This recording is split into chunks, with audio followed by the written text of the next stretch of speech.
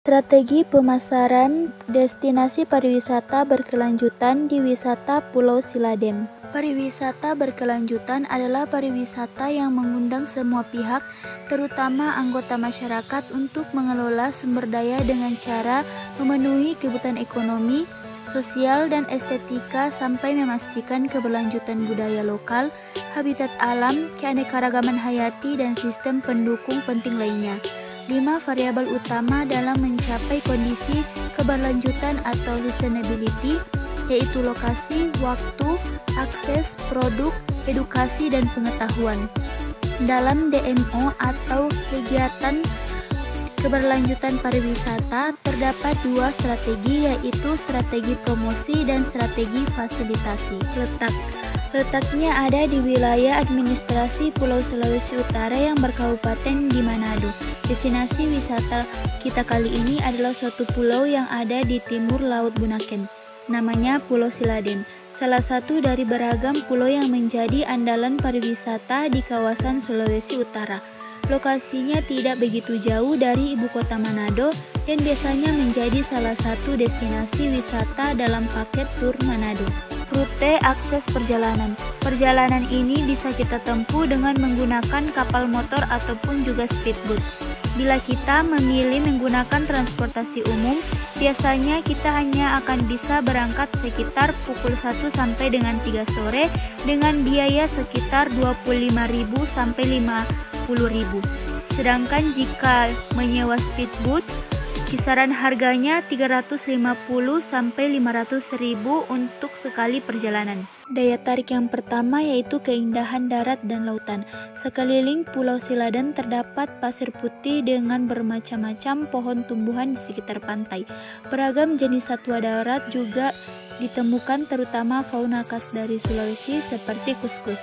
Kita juga akan sangat betah menikmati waktu di tempat ini ditemani dengan keindahan alam serta melodi deburan ombak beserta kicauan burung camar. Di lautan sekeliling Pulau Siladen mirip dengan keindahan biota laut di Bunaken, juga terdapat hamparan terumbu karang yang indah. Kedua, diving dan snorkeling. Di wisata Pulau Siladen ini dibuka fasilitas untuk diving dan snorkeling. Sahabat traveler yang ingin menyelam bisa juga bertemu dengan ikan kudogosumi, lalu sikor kuning, oci putih, dan sebagainya. Sahabat traveler juga akan menemukan beragam spesies moluska, mulai dari esidian, kima raksasa, kepala kambing, dan lain sebagainya. Serta beragam jenis terumbu karang, mulai dari galaksi SP, Dungia DP, Herpolita SP, dan lain-lain. Ketiga, berenang. Selain memiliki pasir putih yang bersih, perairan sekitar Siladen juga sangat jernih dan merupakan lokasi aman untuk berenang bagi sahabat traveler yang tidak ingin diving atau snorkeling. Hal ini karena sekalipun terdapat hamparan terumbu karang yang banyak, namun pada bagian sekitaran pantai itu hanya ada hamparan pasir sehingga aman jika kita ingin berenang. Keempat, penginapan. Di pulau sudah didirikan beragam jenis penginapan mulai dari homestay, restoran, dan hotel. Kita juga bisa melihat sunset maupun sunrise melalui Pulau Siladen. Membawa peralatan fotografi ke tempat ini jelas tidak akan sia-sia.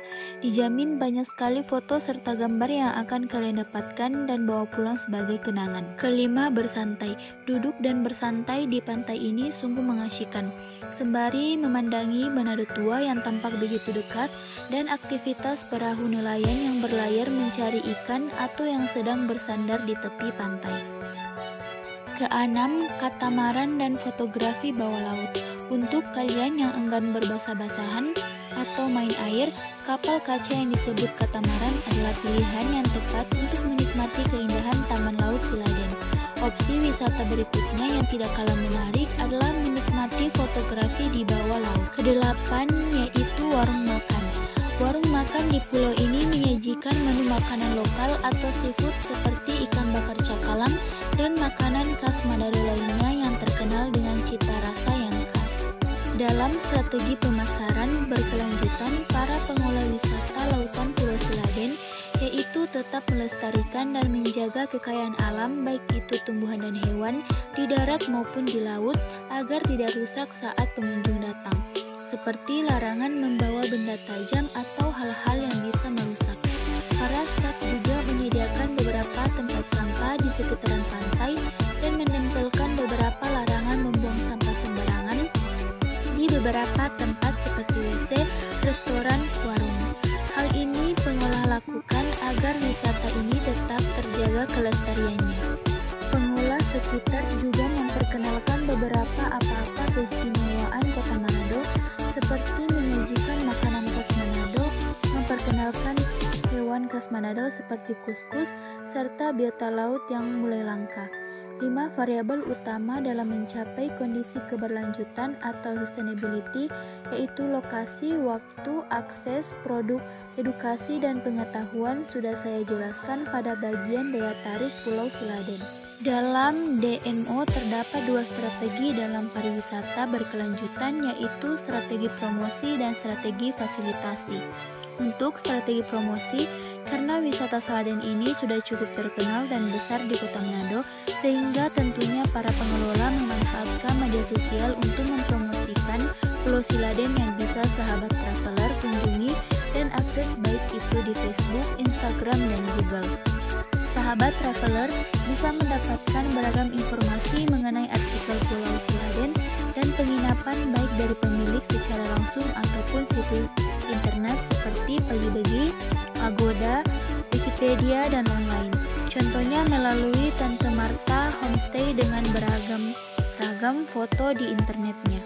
Sedangkan strategi fasilitasi di Pulau Siladen ini sudah kurang lebih sangat memuaskan, mulai dari fasilitas kebersihan, fasilitas penginapan, fasilitas sewa snorkeling dan diving, fasilitas perahu, dan lainnya. Sudah lengkap dan para pengelola selalu mengupdate semua peralatan agar aman dipakai oleh pengunjung. Apalagi saat pandemi seperti ini, staf melakukan beberapa kebijakan dan tindakan yang dilakukan untuk memastikan tamu tetap aman.